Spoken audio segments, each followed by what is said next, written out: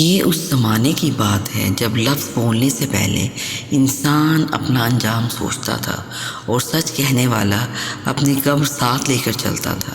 یہ کہانی ہے ایک ایسے شخص کی جو نہ بادشاہ تھا، نہ عالم مشہور، نہ مجاہد میدان، بلکہ صرف ایک خاموش بندہ خدا تھا، مگر اس کی خاموشی تلوار سے زیادہ وزنی تھی۔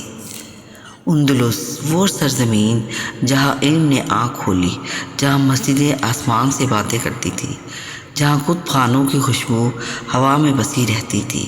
مگر اسی اندلس میں ایک ایسا وقت بھی آیا جب علم تو باقی رہا مگر انصاف رخصت ہو گیا۔ قرطبہ کا حکمران امیر عبدالجبار ظاہراً دیندار باطناً ظالم تھا۔ وہ خطبوں میں عدل کی بات کرتا اور محل میں ظلم کے فیصلے لکھواتا۔ لوگ اس کے نام سے کانپتے تھے۔ قرطبہ کی ایک تنگ اور سنسان گلی میں مٹی کی دیواروں اور لکڑی کے دروازوں والا ایک چھوٹا سا گھر تھا۔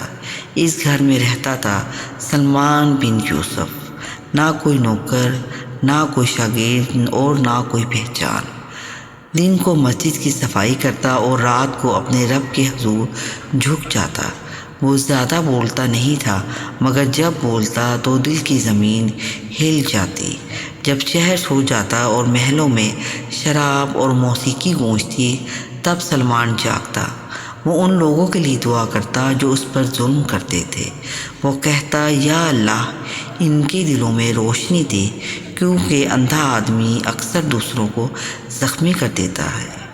ایک رات امیر عبدالجبار نے ایک خواب دیکھا۔ اس نے دیکھا کہ پورا شہر اندھیرے میں ڈوبا ہوا ہے اور صرف ایک چراغ جل رہا ہے۔ وہ چراغ محل میں نہیں تھا بلکہ کسی گلی میں۔ بادشاہ نے آگے بڑھ کر چراغ بجھانا چاہا تو چراغ کی لو اور تیز ہو گئی۔ پھر ایک آواز آئی، یہ چراغ تلوار سے نہیں سچ سے چلتا ہے۔ بادشاہ گھبرا کر اٹھ بیٹھا۔ صبح ہوتے ہی سلمان بن یوسف کو دربار میں بلایا گیا۔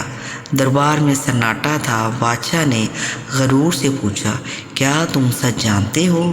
سلمان نے نظریں جھکائے کہا، سچ جاننے سے زیادہ سچ سہنے کا حوصلہ ضروری ہے۔ دربار میں سانس رک گئی۔ سلمان نے کہا، جو رعیت سے ڈرتا ہے وہ ظالم بنتا ہے اور جو اللہ سے نہیں ڈرتا وہ تخت پر بیٹھ جاتا ہے۔ بادشاہ چیخ اٹھا، اسے قید میں ڈال دو۔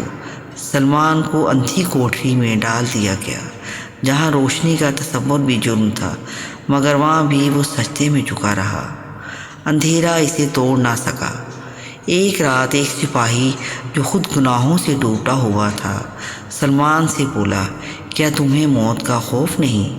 سلمان مسکرایا، میں مرنے سے نہیں، اندھیرے میں جینے سے ڈرتا ہوں۔ وہ سپاہی رو پڑا۔ چند دنوں بعد بادشاہ سخت بیماری میں مبتلا ہو گیا۔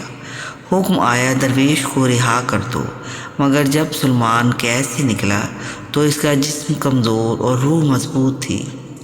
اس نے لوگوں سے کہا، چراغ کو مت دیکھو، روشنی کو اپناؤ، اور اسی رات وہ خاموشی سے دنیا سے رخصت ہو گیا۔ صدیاں گزر گئی، بادشاہوں کے نام مٹ گئے، محلات کھنڈر بن گئے، مگر سلمان بن یوسف کا چراغ آج بھی سچ بولنے والوں کے دلوں میں چلتا ہے۔ جی ہاں سامعین، ظلم شور مچاتا ہے اور سچ خاموش رہتا ہے، مگر آخر کار خاموشی ہی گونج بن جاتی ہے۔ اگر آپ کو ہماری یہ کہانی اچھی لگی ہے تو اسے لائک کیجیے، سبسکرائب کیجیے۔